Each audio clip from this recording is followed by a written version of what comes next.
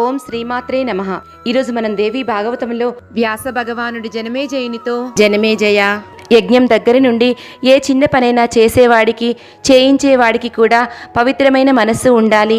దేనికైనా దేశ కాల క్రియా ద్రవ్య మంత్రశుద్ధులు ఉండాలి.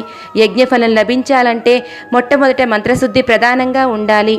త్రిగుణాలతో కూడిన మానవుడు ఎప్పుడూ స్వార్థపరుడై ఉండటంతో శుభాశుభాలను గురించి ఆలోచించడు. ప్రజాపతులు, దేవతలు, రాక్షసులు అందరూ స్వార్థపరులే. పైగా వీళ్ళకి పరస్పర విరోధం కూడా.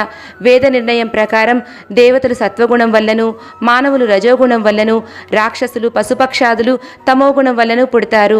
గుణాలకు ఎలా విరోధం ఉంటుందంటే వీళ్ల మధ్య కూడా అలాగే వైరం ఉంటుంది అని వ్యాస భగవానుడు జనమేజయునికి వివరించారు. అసలు ప్రపంచమే అహంకారంలో నుంచి పుట్టింది కదా, మరి ఇక్కడ రాగద్వేషాలు లేనివాడిని ఎలా చూడగలమో చెప్పు అని జనమేజయుడు వ్యాస మహర్షిని ప్రార్థించారు.